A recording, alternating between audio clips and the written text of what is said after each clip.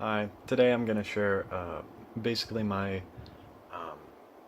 one of my, I guess you could say, biggest mistakes and greatest feats. Um, and it came from what I would describe as my former biggest weakness. So in a way, I have my enemies to thank, but the only reason that I can thank them for this is because they exist in the first place. So, to de-riddle what I just said, I used to be very naive and trusting. I was once, let me give you an idea of my character before these events. Um, I was the, the person who, um, in a crowd, everyone could easily be friends with and make fun of at the same time. So naturally, I was a joy to be around. Still, probably am, but more so, maybe more so than now for some people. And that's because I couldn't see what was going on. I didn't have vision to even conceptualize that some people were maliciously attacking me. I always just took it in good faith. Um, and so, I mean, character, not not like they're beating on my skull and I'm just like, are we friends? I mean like character attacks. And so, uh, you know, I would go anywhere with anyone. I can't, and this is how I got into a lot of trouble, of course. Like, uh, you know, someone's like, "Hey, do you want to go do drugs behind that building?" It's like, "Yeah, let's go." Um, and you know, I got really lucky for 30 years, for almost 30 years. I was very lucky because whenever I was led into a dark area, uh, I I found good people, and so I was quite lucky, but that luck only lasts so long, and at some point, um, I I was led astray into dark areas, and that's when I caught my first experience with um, privately my first experience with evil, and I met a psychopath. Um, and so after being forced to have a very uncomfortable, too long experience with this person, um, I mean, I didn't get physically assaulted or something, but I got to know them really well in a really uh, uncomfortable way. I got to find out about their personality, and yeah, it was just it was horrific, and um, they did threaten my life, but because of a set of skills that I have, um, I was unable to be physically assailed. So, um, but because I got to know them so well, now I can see things that I couldn't see before. I have it was actually, this was the experience that opened my third eye. Um, Sadly, it was most like it got gouged open, and then I was forced to uh, deal with the spiritual world, and um, so again, it's a good thing and a bad thing at the same time. Uh, it's a good thing because I am more awake as a person, just more awakened, and uh, also more cautious around about people. And So I've learned to view things from a different lens than I had before. But my previous lens was very naive and trusting. I now know that it's a massive weakness to be so trusting. Um, you can't uh, forever get away with having faith uh, in people.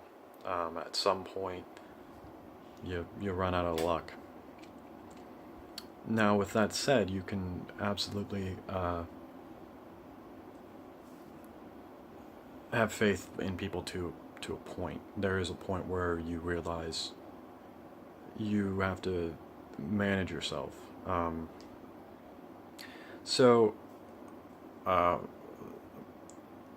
this video isn't actually about my former weakness. It's about the weakness of the the common mind, which I was a part of, uh, and this weakness is exactly what I'm saying. It's that people have become too trusting. When and actually, what I find really disconcerting is that even high level sort of mystics and very um, insightful people say that evil doesn't exist. They say that, um, and it comes from the obsession of non-duality, and how we're all just one, and there's truth to that.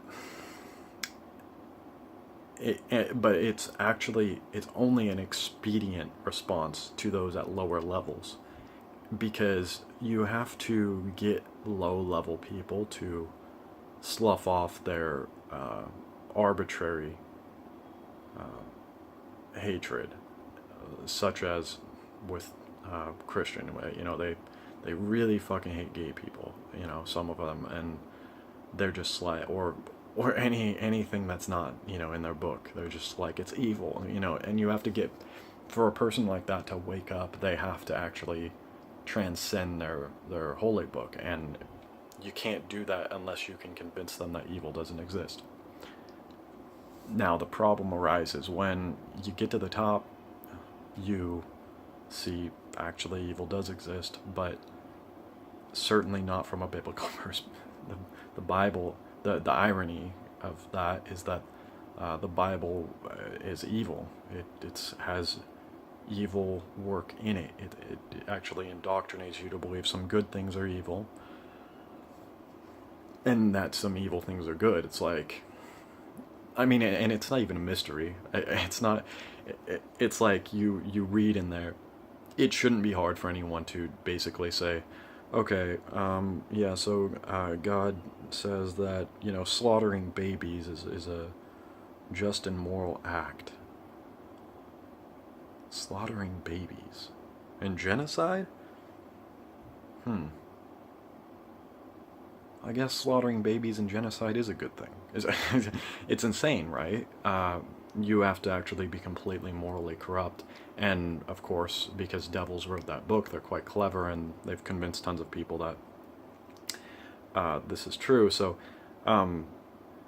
but right in that point of conversation I just brought up, you can see that there is actually evil. I mean, it is an evil act to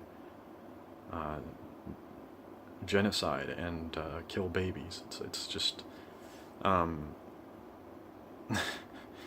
you know, it, you you don't have to be a genius to see that, but you do have to be indoctrinated to believe that it's good, that a moral and just God would advocate these things for apparently no reason, or because he's God and whatever God does is right. It's just ridiculous.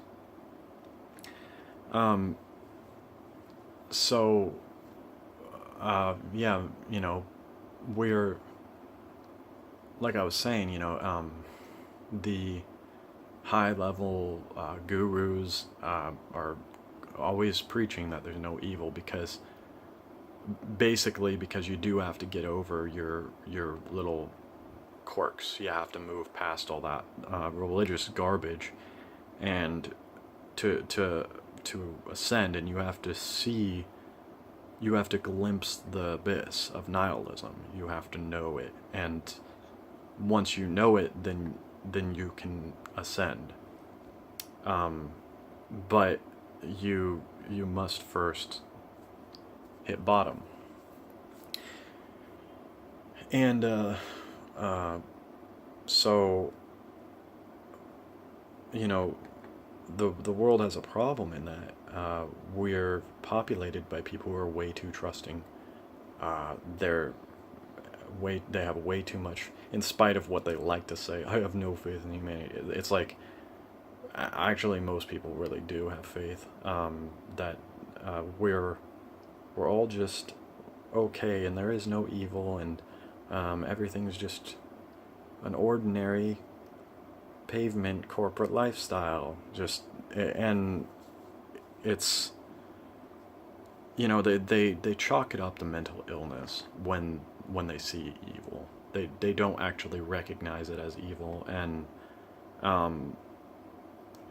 it's massively sinister, because because it's sort of like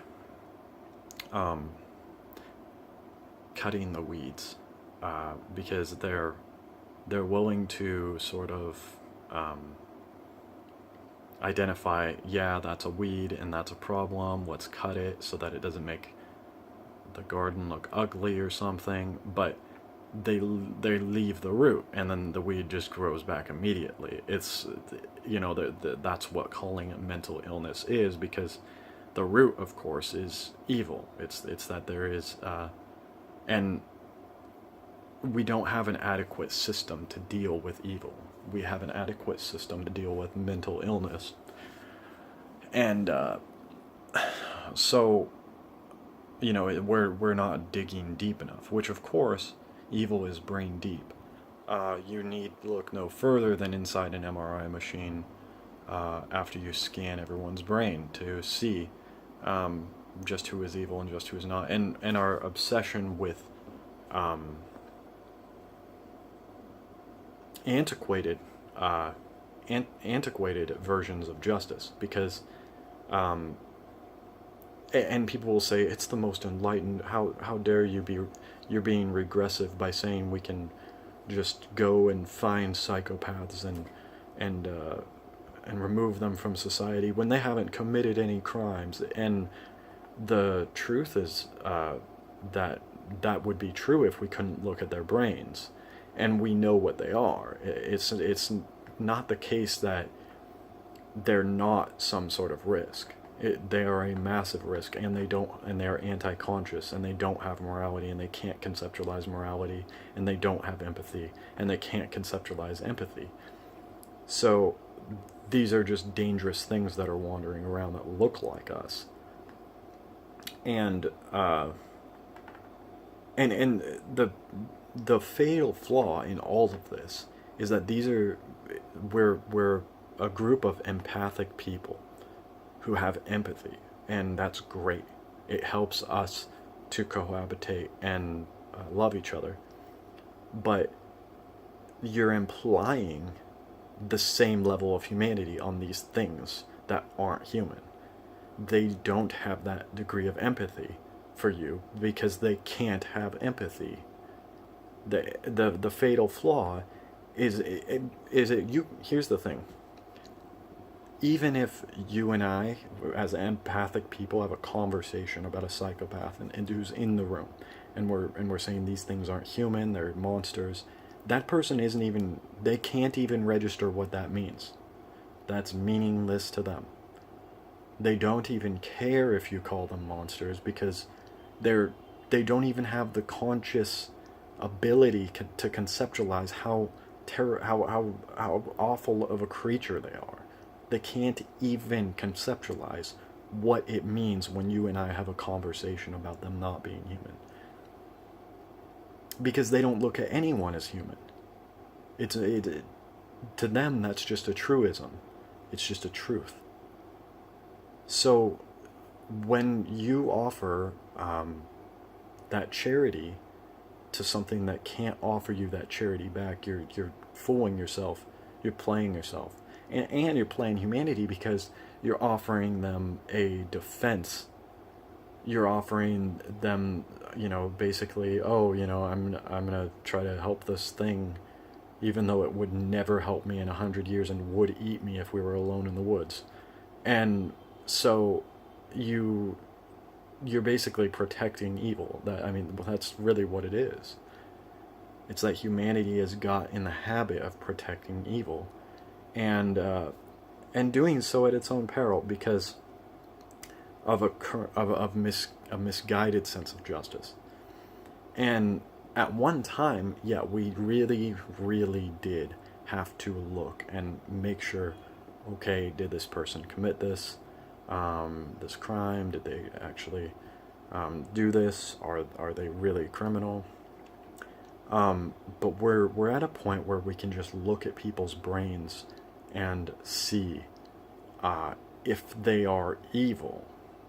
And that's really what we're looking at, because there isn't any single unifying factor of evil in behavior except psychopathy, which we can detect with technology. And so when we're failing to update our security system, that's really what this is about, is that we cannot seem to bring ourselves to use the tools we have to do better. And it's exactly like that saying, in times of hardship, strong men are made. Strong men make easy times, and in easy times weak men are made. So we're basically in a transitional period where everything, the previous generations did so much to make it secure, that now the world is populated with a bunch of babies who have no idea what the real world is actually like. We genuinely have in the U.S. and in many parts, just the Western world in general, a generation of people who either don't believe in evil or believe in the religious sense of evil, where they're equating evil with good things and equating good with evil things. So in my view, we have one of the most confused generations that probably has ever existed. It's just lost. And so now what we're going to see and I'm continuing to see, is the rise of evil. It's that evil and we're marching towards a new Dark Ages, or something much worse. And